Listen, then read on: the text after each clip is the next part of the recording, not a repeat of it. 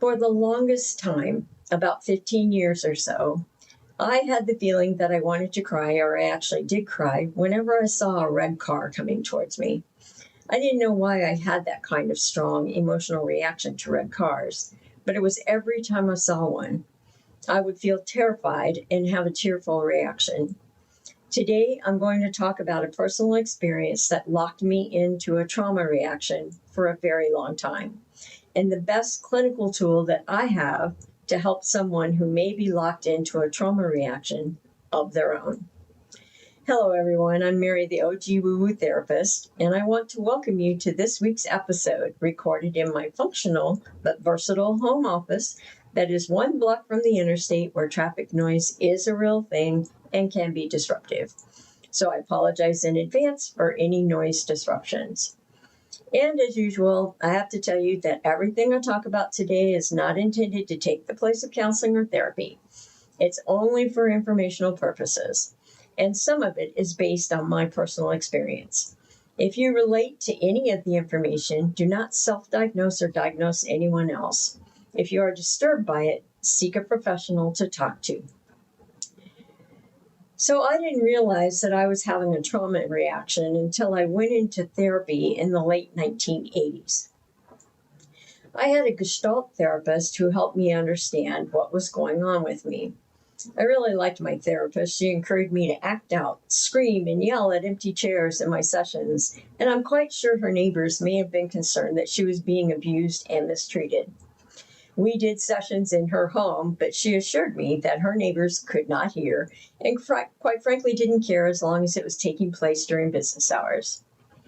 She was an awesome therapist and took me to places emotionally by challenging my thinking and behavior to trigger outbursts of emotion to get to what needed to be healed. And that worked for me. Fast forward 28 years and the advent of virtual therapy due to the COVID era, Gestalt is not something I can do with my clients online. So I had to find an effective alternative that was experiential, loosened up emotions, and had the same healing effect. Something that helped the brain heal itself. Over the years, I have had, and this is not an exaggeration, around 100 to 150 clients come in for this therapy, and within a few months find healing and go on to live their lives. They come back occasionally if something else surfaces, but I do not see them very often. That is how good the therapeutic intervention I use is. So, back to my story. In 1972, I lived in San Diego in Southern California because my husband was in the Marine Corps and stationed there. Southern California was the land of convertibles back then. I drove an MG Midget convertible with the top down almost all the time. I loved that car. It was my second favorite car of all time. I have a younger sister, 21 months younger to be more accurate, who came down to visit me over that weekend. She lived in Capistrano Beach, that was just up the coast about 70 miles from San Diego. Back in the day, the speed limits were 55 and 60 on the highways and 25 to 30 in the cities. While she was visiting, we decided to go somewhere downtown San Diego, which wasn't as crowded then because there wasn't a ballpark downtown. The Padres played in a stadium on Interstate 8, but there was traffic. We were coming up the main drag heading inland from the Embarcadero where the Star of India is anchored towards Interstate 5. We approached an intersection as we entered the intersection and got just across the crosswalk, the light turned yellow. I thought I would have enough time to get through the intersection, but I was wrong. It was a very fast yellow light, and we were already in the intersection, so I had no choice but to continue through because I couldn't stop and back up. Before I could get through the intersection, a car that was about halfway down the block, going in a cross direction to me, saw the light turn green and sped up. They T-boned me in the driver's side of the car, right at the back of my door. The top was down, and all I could think about at the time was that my sister was going to get thrown from the car, so I threw myself over towards her and laid on top of her head and shoulders to keep her from dying. Now, let me give you some context for this. I was 7 months pregnant with my first child, and my belly was pretty well wedged up against the steering wheel because I am not tall and had to have the seat up pretty close. I knew I probably wasn't going to go anywhere because of the steering wheel.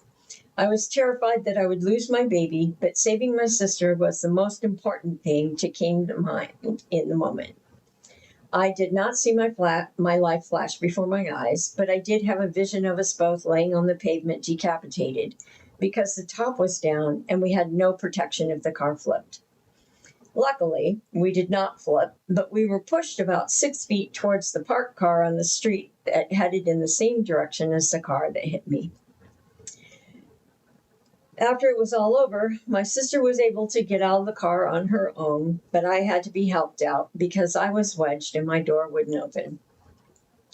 It was pretty terrifying to say the least. It is amazing how quickly things happen, but yet I had the time to think about saving my sister and worry about losing my baby. So the relief was so great that we didn't die that I did not give another thought to it after we got checked out by the paramedics and got the car towed back to be left parked, quote unquote, on the street by my apartment building. We were shook up and feeling lucky that we dodged death, but not a dart. A Dodge Dart that was whitish in color is what hit us. It was traveling at about 30 miles an hour, as estimated by the police, by the time they hit us. There were no skid marks. I guess you're wondering where the red car comes into this story. My MG Midget was fire engine red, and now it was mangled sitting on the street, and as long as it sat there, it was a reminder of how we escaped death that day. Eventually, it was towed up to Capistrano Beach where my dad and my husband rebuilt it, but I never drove it again. It was about a year later when I was piggybacking my daughter along the beach in San Clemente, where we moved when my husband discharged from the Marine Corps. We were by the pier, which was about half a mile from our apartment, and I was crossing the street with her on my back, and a car nearly hit us. I froze in the crosswalk, staring at the red car that was right next to me. The driver got out to make sure I was okay and was all apologies, and that was what snapped me out of my freeze state. When we got to the other side of the street, I started crying and cried while I walked all the way back to our apartment. That is when crying whenever I saw a red car coming towards me started. Let me qualify that. If I was on the road and I was driving or walking and there was a red car approaching, I would have that reaction. Sometimes the reaction would be so strong that I had to pull over if I was driving until I regained my composure, even if it was on the interstate. That went on for a long time, and then I ended up in therapy in the late 80s. I finally figured out what the deal was with red cars. They triggered the terror I felt in the moment with my sister and the moment in the crosswalk with my daughter on my back. I have been stuck in that first moment of trauma way back in 1972. I had PTSD from the car crash, and red cars triggered the terror from that moment when I thought about my sister and I were going to be decapitated. What I found interesting was that it took over a year for me to start being triggered. I had a hard time accepting that something that long ago could bother me so long afterwards. Now, because my therapist was a Gestalt therapist, it was not an easy task to process that terror, but over many months, we finally got it done. And red cars no longer trigger me. In fact, I've owned 2 red cars since then. So, let me introduce you to another client topic about eye movement desensitization reprocessing, or EMDR, and what a session is like. Dr. Francine Shapiro was the developer of this modality, and the story is that she discovered it sort of by accident. The story goes that she was walking in the park and was feeling disturbed by some things in her life. She was looking from side to side as she walked and thought about those things, and she noticed that the disturbance had lessened. The rest is history, and worked out in her research to develop a protocol that works for almost everyone. EMDR is an experiential therapy in that the client is required to participate in the bilateral stimulation either by eye movements, tactile stimulation, or audio stimulation. And the really good news is that the client can't do EMDR wrong. Many times my clients are concerned that they are not doing EMDR correctly, when all they have to do is not move their head while moving their eyes. The brain will do the rest as long as I did my job correctly. EMDR has 8 phases, and when following the protocol, it takes several weeks to be ready to do an EMDR session. The process is based on the idea that trauma information is maladaptively stored in the brain during trauma once the amygdala, which is the smoke alarm of the brain that triggers fight, flight, freeze, or fawn, has stopped doing its job in the process of adaptive information storage during trauma. Adaptive information storage results in that information becoming a memory of there and then, and it stays there and then. When it is maladaptively stored, it makes the there and then stuff feel like the here and now because the emotional and factual information during the traumatic event that continues to come into the brain is disconnected and not a complete memory, resulting in heightened reactivity to emotional triggers based on facts that are disconnected. Like in my case, where I would cry when I was on the road with a red car, but had no idea why. The red car triggered the emotion of terror from the traumatic moment, and it felt like it was happening here and now instead of 15 years ago. EMDR is not about erasing memories, it is about changing how they feel. The 8 phases include history taking, preparation, assessment, desensitization, installation, body scan, closure, and reevaluation. For this episode, I want to focus on the desensitization, installation, and body scan phases. The others are pretty much self-explanatory. Desensitization uses bilateral eye movements, or the eyes moving from far left to far right without moving the head. In a way, this bilateral stimulation mimics the processes in the brain during REM sleep. REM sleep, or REM sleep, is when your brain does deep emotional and memory work while your body stays safely still. The similarities between REM sleep and EMDR include rapid eye movements, vivid images, and an active brain with similar patterns to wakefulness. During REM sleep, the rapid eye movement helps with processing emotions and memories, or reconciling old and new information in the brain, and can help with resetting emotional responses. This is basically what is happening in the brain during EMDR. Only during the reprocessing in EMDR, the memories are reconsolidating and adaptively storing the emotional and factual information of the trauma so that it becomes a there and then memory. With EMDR, there is little activation of the amygdala, and the brain can safely recall emotional and factual information from trauma without triggering a trauma reaction. That allows the brain to fully and completely reprocess the information and reconsolidate it as a memory belonging to the there and then. When it is thought about in the here and now, it stays a there and then experience without triggering strong emotions attached to it in the present moment. I might have strong feelings about the traumatic incident, but they are not the feelings I experienced during the trauma. Desensitization is useful for PTSD, anxiety, phobias, childhood trauma, and complex trauma. It allows the brain to safely recall not only the single event, but also any events that have contributed to the same emotional trigger. So in my case, the car crash was the initial event where I experienced the terror of dying. But the crosswalk incident, even though different, triggered the same terror of dying. Same emotion, different events, with the common fact of a red car. To set up desensitization, there are a few elements that need to be discussed to activate the neural networks the trauma information is stored on, so that the brain knows what it is to work on during the eye movements.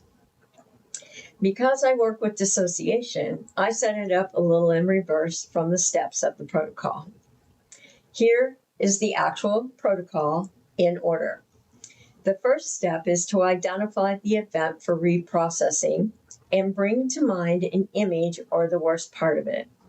When someone has ongoing trauma from childhood, it's difficult to identify one event, so we go with the first worst that they can remember.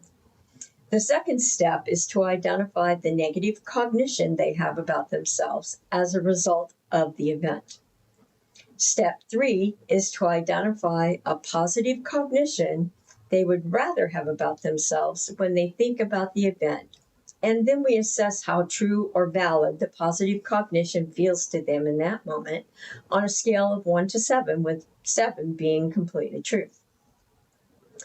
Step 4 is to identify the emotions that come up for them when they think about the event and the negative cognition, and assess how much disturbance or tension they feel when thinking about it.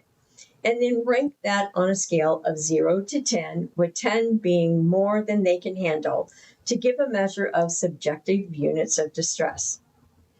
Step 5 is to identify where they feel that disturbance in their body.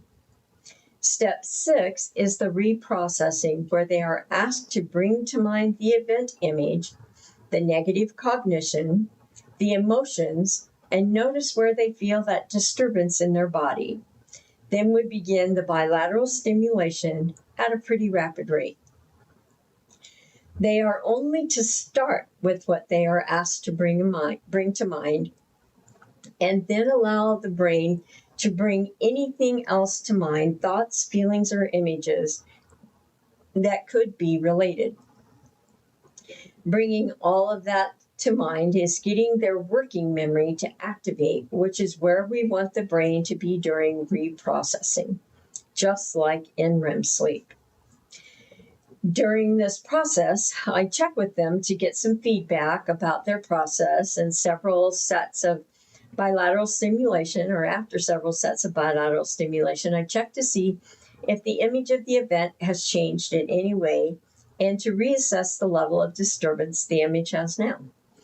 We continue the eye movements and check-ins until the disturbance level is down to 0. Once the disturbance level is 0, we go to step 7, where there is a check to see if the positive cognition they identified at the beginning still fits, or if something fits better. I find that this is not unusual for the positive cognition to change. Then we assess the validity of the positive cognition on that scale of 1 to 7 and begin the installation process with much slower bilateral stimulation, where they are thinking about the image of the event with the 0 disturbance and the positive cognition only. The slower bilateral stimulation allows them to continue to think about what they were asked to bring to mind, the image of the event with the 0 disturbance and the positive cognition. When the validity, or how true it feels, of the positive cognition has reached 7, or completely true, we have completed the installation process and can go on to step 8, or the body scan. From the installation and the positive cognition, and scan their body, noting anything that they feel, and report that to me.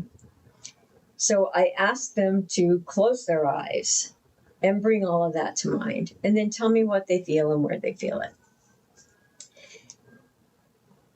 If they still have some disturbance or tension in their bodies, I have them bring to mind the image of the 0 disturbance, the positive cognition, and where they notice that feeling in their body. And then I speed up the bilateral stimulation a bit to alleviate the disturbance or tension. Not as fast as it was during the reprocessing, but faster than the installation. We do that until they feel positive sensations in their body, like peaceful, calm, or relaxed. And then we do one more set of bilateral stimulation at the slower rate to complete the installation of the positive cognition by connecting it to positive sensations in the body. This is how an actual EMDR session is conducted. I have modified the way I do it with my CPTSD clients because most of the time they have a hard time picking the first words, or they don't even remember their childhood when everything was bad. I start them with the negative cognition and then ask for an image that comes to mind. Sometimes it will be an actual event, and sometimes it's an image that is representative of the worst that the negative cognition could get. Then I follow the rest of the steps in order. I stick to the protocol steps because they work, and they have worked well for hundreds of thousands of clients over the years who have done EMDR. Now that I know about EMDR, I wonder how my therapy in the 1980s would have gone if my therapist then had been trained in EMDR. It has been around and used since the 1980s, and some even say earlier than that. But if my therapist had known it, would I have gotten to all the stuff I needed to get to for healing in my brain? I was a stubborn one who was quite comfortable in my denial. I think it took the highly confrontational style that my therapist had to break down the barriers I had to real healing. I appreciate her for letting me be temperamental and difficult to work with until I wasn't. Well, that's it for today. I hope you got something out of today's episode, and will consider seeing an EMDR therapist if you have stuff that is lingering with you or things that are triggered emotionally for you. Go figure out the what so you can let the there and then stay in the there and then.